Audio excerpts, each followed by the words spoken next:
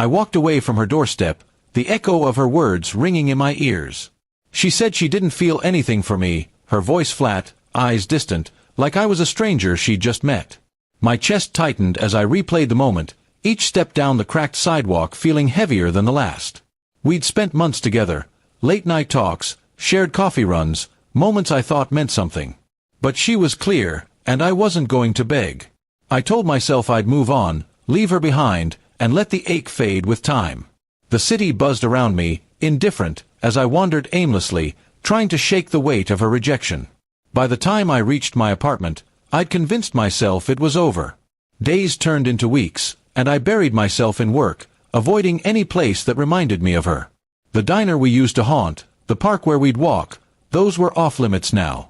I deleted her number, muted her on social media, and tried to erase the memory of her laugh. But late at night, when the world was quiet, her face would creep into my thoughts, and I'd wonder what I'd done wrong. Friends noticed I was off, but I brushed them off, saying I was fine. I wasn't, but admitting it felt like losing again. Life kept moving, and I forced myself to move with it, even if my heart wasn't in it. Then, one rainy afternoon, I ran into her best friend, Mia, at a corner cafe. She spotted me in line, her face lighting up before softening into something hesitant. We grabbed a table, and after some small talk, she leaned in, her voice low.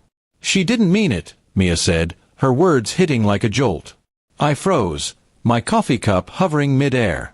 She told me how my ex had been struggling, not with me, but with herself, family pressures, her own doubts, things she never shared. Mia's eyes were earnest, urging me to listen. She pushed you away because she was scared, not because she didn't care. I sat there, stunned, trying to process it.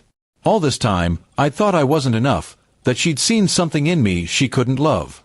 But Mia painted a different picture, one of a girl caught in her own storm, too proud or too broken to let me in. Part of me wanted to be angry. Why couldn't she just tell me? Why let me walk away thinking I meant nothing? But another part, the part that still cared, ached for her. I asked Mia if she was okay now, and she shook her head, saying things had only gotten worse. My ex was isolating herself, barely talking to anyone. I spent the next few days wrestling with what to do. Part of me wanted to run to her, to fix whatever was broken, but another part screamed to stay away, to protect myself. I wasn't a hero, and she wasn't mine to save. Still, I couldn't shake the image of her alone, battling whatever demons she wouldn't name. I called Mia, asking for advice.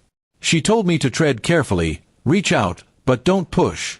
So, I sent a simple text, "Hey, just checking in. Here if you need me." No reply came, and I told myself I'd done enough. But deep down, I hoped she'd answer. A week later, my phone buzzed late at night. It was her. A short message, "Can we talk?" My heart raced as I read it, a mix of relief and dread washing over me. We met at the park, the same one I'd avoided for weeks. She looked tired, her usual spark dimmed, but her eyes held something new, vulnerability. She apologized, her voice shaky, and told me about the pressure she'd been under, the fear of letting anyone too close. She didn't ask me to come back, and I didn't offer.